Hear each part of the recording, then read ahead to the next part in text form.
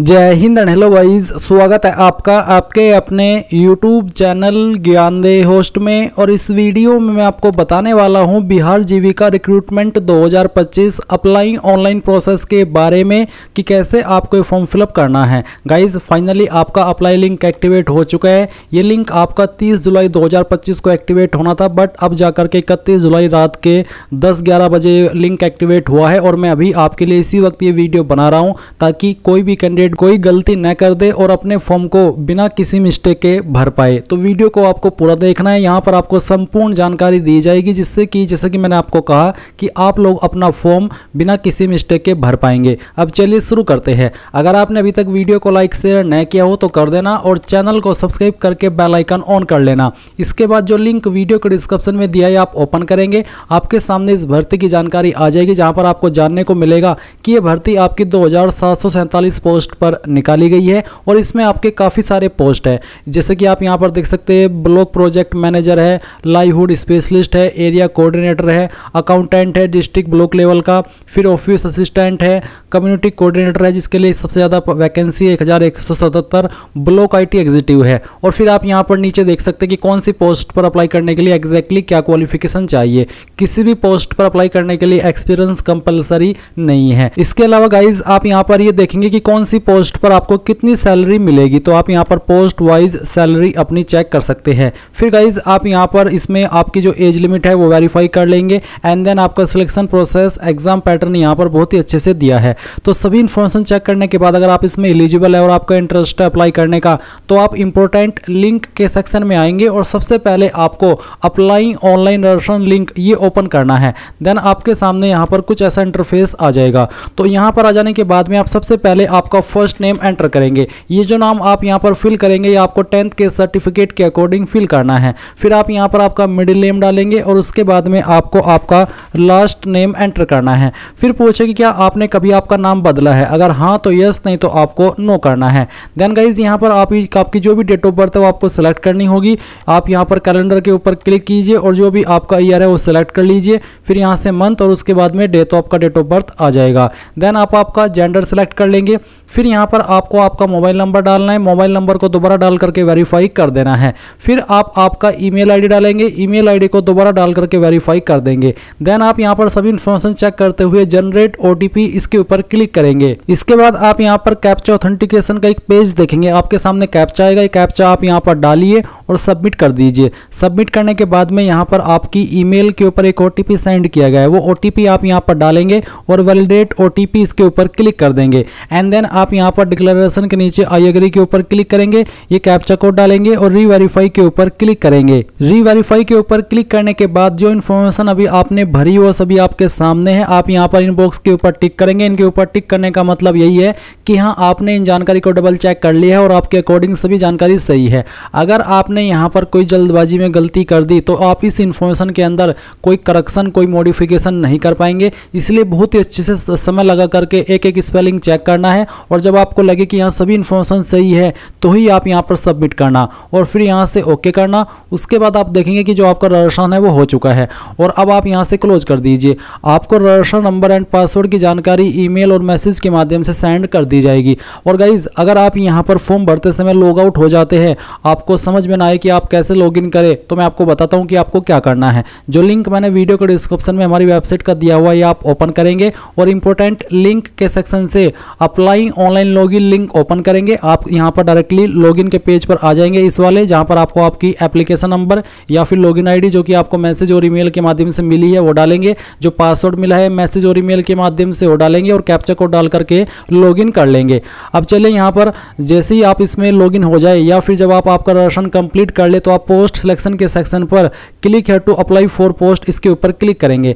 And then आपके सामने इस तरह से प्रोसेसिंग होगी। अब आपको यहाँ पर आपकी कुछ और जानकारी फिल करनी है, जैसे कि आप यहाँ पर देखेंगे एप्लीकेशन नंबर। तो एप्लीकेशन नंबर आप यहाँ पर देख सकते हैं, ये आपको फिल नहीं करना है, वो ऑटोमेटिकली यहाँ से हट चुका है।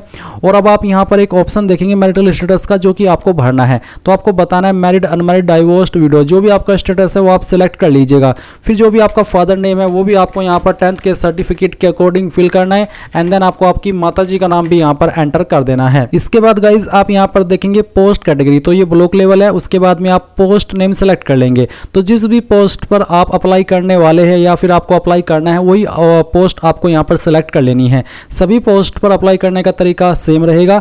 और जैसे कि मैंने यहाँ पर इसमें पोस्ट नेम सेलेक्ट कर लिया है। और अगर गाइज आपका ये सवाल है कि क्या मैं मल्टीपल पोस्ट पर अप्लाई कर सकता हूँ, तो आप मल्टीपल पोस्ट पर पहले एक पोस्ट पर अप्लाई करेंगे, उसके बाद दूसरी पोस्ट पर सेम प्रोसेस को फॉलो करके अप्लाई कर सकते हैं। बस आपको दोबारा रजिस्ट्रेशन करने की आवश्यकता नहीं है।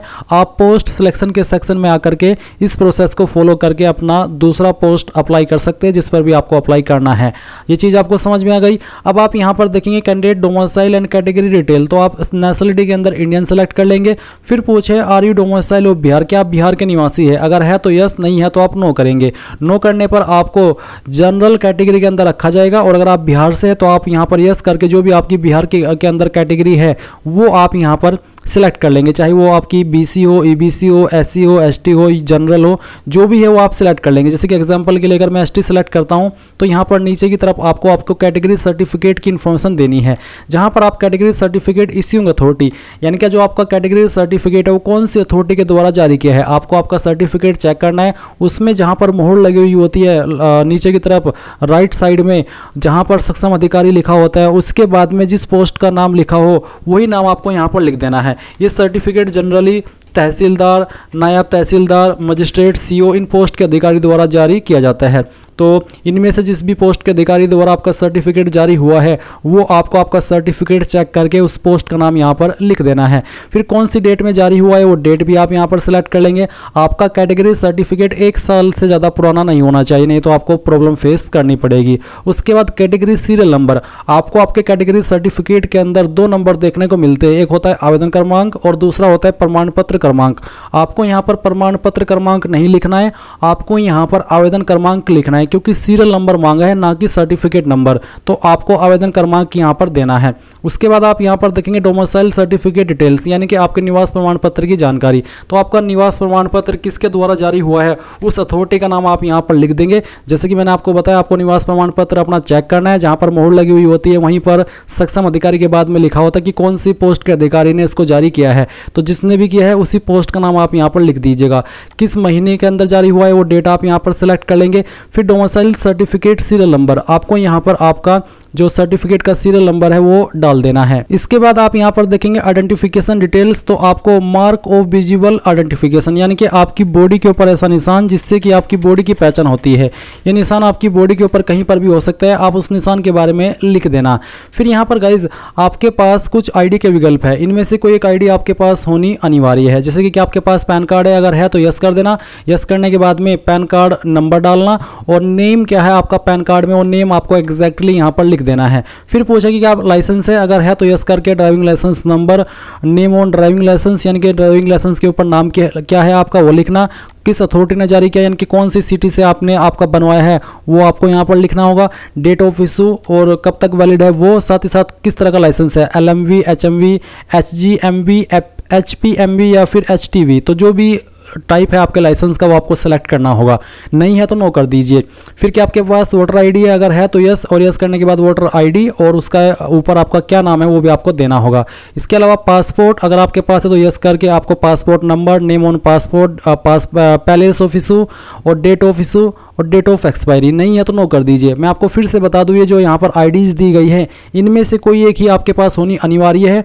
अगर आपके पास एक है, आप एक की इन्फॉर्मेशन देकर के आगे बढ़ सकते हैं। अब मैं यहाँ पर टिक करूंगा, आपको भी यहीं पर टिक करना है और उसके बाद आप सेव एंड नेक्स्ट के ऊपर क्लिक करेंगे। अब आपके सामने यहाँ पर एडिशनल डिटेल आ चुकी है, जहाँ पर आपको कुछ सवालों के आंसर करने हैं। जैसे कि एक सवाल है कि क्या विकलांग है और आपकी विकलांगता 40% या उससे ज़्यादा है, अगर हाँ तो यस, नहीं तो आप नो करेंगे। फिर सवाल आता है कि are you grandson, granddaughter of freedom fighter, यानी कि जो स्वतंत्रता सेनानी थे, क्या आप उनके पोता या फिर पोती हो, अगर हाँ तो यस, नहीं तो आपको नो करना है।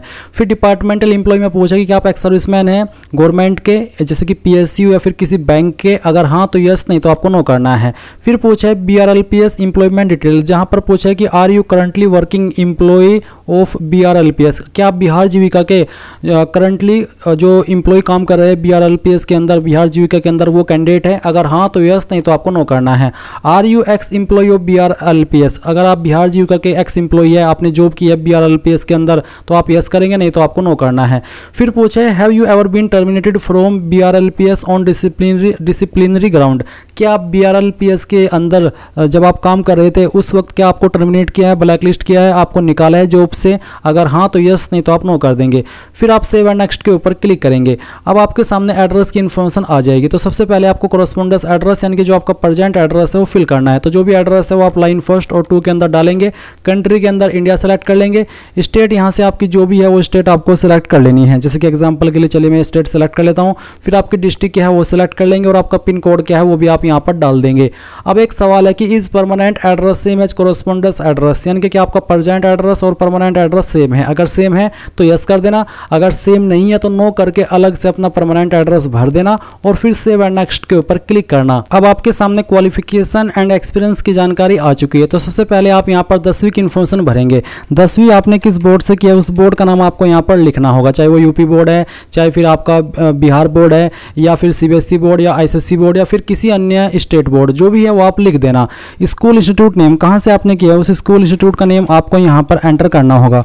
पूरा नाम आप यहाँ पर डाल दीजिएगा अंग्रेजी के बड़े अक्षरों के अंदर ही, और फिर आपको बताना है कि आपके नंबर किसके अंदर थे, ग्रेड ऑफ मार्क्स, CGPA या परसेंटेज। अगर CGPA तो आप यहाँ पर बताएंगे कि कितनी CGPA आपको आई थी और कितने में से आई थी। CGPA मल्टीप्लाइंग फैक्टर भी आपको यहाँ पर डाल देंगे। और अगर आपके नंबर परसेंटेज में थे तो आप परसेंटेज सेलेक्ट करेंगे। फिर आपको बताना कि कितने नंबर आपको आए थे और कितने में से आए थे वो आप मैक्सिमम मार्क्स में लिखेंगे।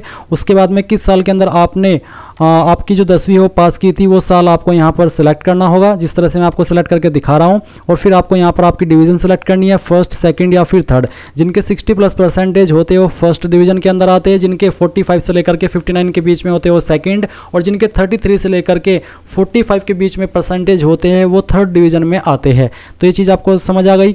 अब आप 12वीं की इन्फॉर्मेशन भरेंगे। 12वीं आपने किस बोर्ड से किया है उस बोर्ड का नाम आप यहाँ पर लिखेंगे। आपको आपके स्कूल इंस्टीट्यूट का नाम यहाँ पर एंटर कर देना है, जहाँ से भी आपने आपकी जो 12वीं है वो 12वीं की है उसका पूरा नाम आपको यहाँ पर एंटर करना होगा। एंड देन सब्जेक्ट क्या था, आर्ट्स, कॉमर्स, अदर्स या फिर साइंस, तो जो भी था वो आप सेलेक्ट कर लीजिए। फिर उसके बाद में किसके अंदर आपके नंबर है वो सेलेक्ट कर लेंगे। अगर परसेंटेज तो कितने नंबर आपको आए थे वो यहाँ पर डालेंगे, कितने में से आए थे मैक्सिमम मार्क्स में फिल कर देंगे। फिर इसके बाद में आपको बताना कि किस साल के अंदर आपने पास की है।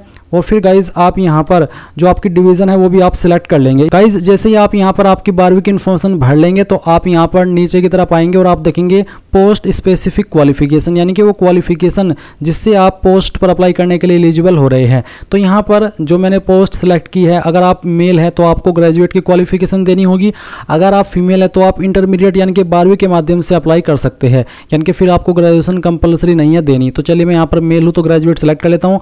अगर आप फीमेल है तो आप इंटरमीडिएट सेलेक्ट कर लेंगे और यहाँ पर बताएंगे कि कहाँ से आपने 12वीं पास की है, किस सब्जेक्ट से की है, किस महीने एक साल के अंदर की है, और ऐसे ही नंबर भर देंगे जैसे कि आपने ऊपर 12वीं के भरे हैं। और अगर आप मेल है तो आप ग्रेजुएट सेलेक्ट करेंगे। फिर आपको बताना है कि आपने कौन से इंस्टीट्यूट से आपकी ग्रेजुएशन पास की है, उसका नाम आपको यहाँ पर देना होगा। सब्जेक्ट्स आपको यहाँ पर बताने होंगे या फिर जो आपका डिसिप्लिन है वो आप यहाँ पर बता देंगे, जैसे जो भी आपके पास रहे हैं सब्जेक्ट। अगर आपने जैसे कि अगर आपने BA की है तो आप यहाँ पर उसके सब्जेक्ट बताएंगे।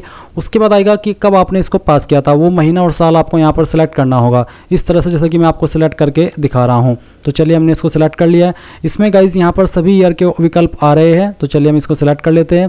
इसके बाद आप यहाँ पर देखेंगे कि आपके नंबर किसके अंदर है वो आप सिलेक्ट कर लेंगे। और फिर आते हैं मार्क्स ऑब्टेन्ड, कितने नंबर आपको आए थे वो नंबर आपको यहाँ पर एंटर करने। मैं आपको डेमो के लिए नंबर फिल करके दिखा रहा हूँ, आप आपके रियल टोटल मार्क्स डालिएगा, सॉरी वो नंबर डालिएगा जो आपको आए थे और मैक्सिमम मार्क्स के अंदर टोटल नंबर डाल दीजिएगा। परसेंटेज आपकी कैलकुलेट कर ली जाएगी।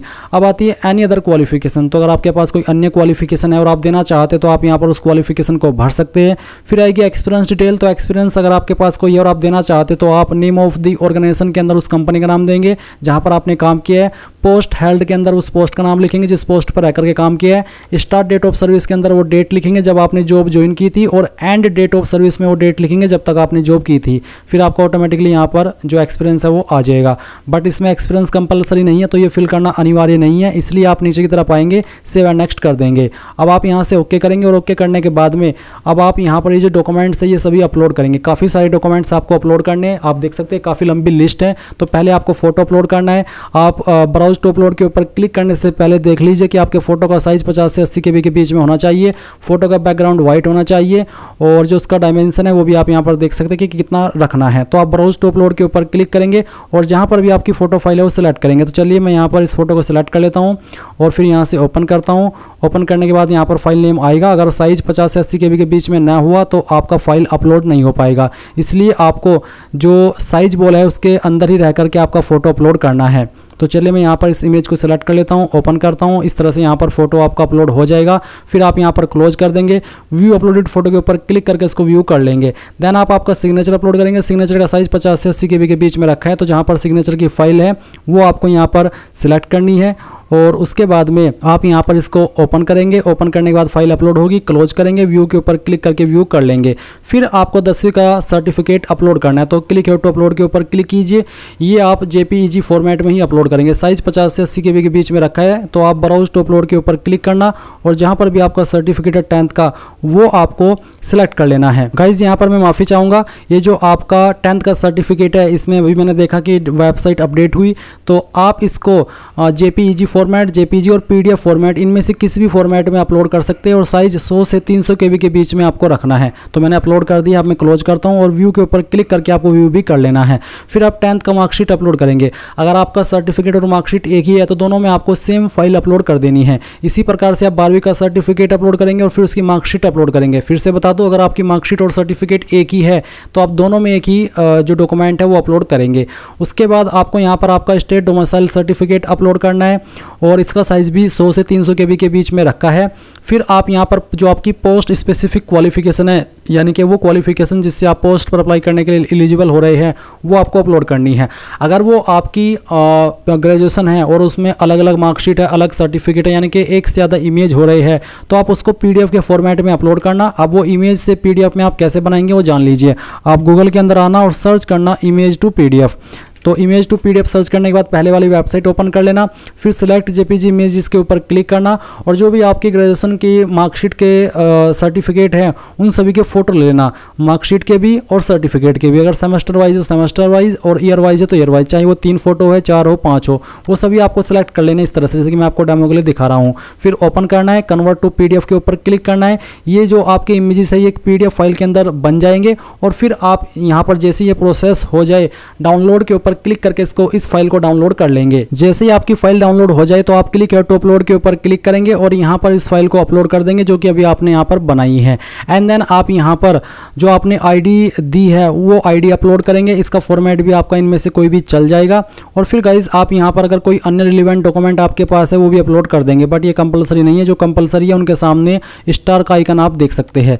अब आप नीचे आएंगे, आप आपकी कैटेगरी के ऊपर जो फीस एप्लीकेबल हो रही है वो देखेंगे। चूज और पेमेंट मोड में ऑनलाइन सेलेक्ट कर लेंगे और उसके बाद में यहाँ पर इन सभी के ऊपर आपको टिक करना है जो यहाँ पर आपको दिए गए हैं। आई एग्री के ऊपर टिक करेंगे। ये जो कैप्चा कोड आपके डिस्प्ले के ऊपर आ रहा है ये कैप्चा कोड आपको यहाँ पर एंटर करना है। एंड देन प्रीव्यू के ऊपर क्लिक करके जो भी जानकारी आपने शुरू से लेकर अभी तक भरी है उन सभी को एक बार देख लेंगे, वेरीफाई कर लेंगे। जब आपको लगे कि सभी जानकारी सही है तो ही आप सबमिट के ऊपर क्लिक करेंगे। सबमिट के ऊपर क्लिक करने के बाद आपको यहाँ पर पेमेंट के पेज पर ट्रांसफर किया जाएगा। आप आपकी fees net banking, debit card, credit card, UPI यानी कि इनमें से जिस माध्यम का इस्तेमाल करके जमा करना चाहे कर सकते हैं। अगर आप यूपीआई सेलेक्ट कर रहे हैं तो आप यहाँ पर मोबाइल नंबर डाल देना और ईमेल आईडी, वैसे ये ऑप्शनल है, देना चाहे दे सकते हैं, नहीं तो आप इनको खाली छोड़ सकते हैं। और अगर आप यूपीआई आईडी के माध्यम से पेमेंट कर रहे हैं तो आपको यूपीआई वीपीए के अंदर आपकी यूपीआई आईडी डालनी है और वेरीफाई के ऊपर क्लिक करना है। बट अगर आप क्यूआर कोड चाहते हैं तो आप क्यूआर कोड सेलेक्ट करना, प्रोसीड नाउ पर क्लिक करना और आपके सामने पेमेंट का जो QR कोड है वो आ जाएगा और आप उसको जैसे ही स्कैन करके पेमेंट कर देंगे तो आपकी फ़ीस जमा हो जाएगी। और फीस जमा होने के बाद अगर आपकी फ़ीस अपडेट हुई, फाइनल सबमिट हुआ, तो ही जाकर के आप अपने फॉर्म का फाइनल प्रिंट आउट ले पाएंगे। जब तक आपकी फ़ीस अपडेट नहीं होगी तब तक आपका फॉर्म सबमिट नहीं माना जाएगा। और इस तरह से गाइज आप लोग आपका बिहार जीविका का फॉर्म भर पाएंगे। आई होप ये जानकारी आपको पसंद आई होगी। अगर कोई सवाल डाउट रह गया हो तो कमेंट के माध्यम से पूछ लेना। Thanks for watching. जय हिंद।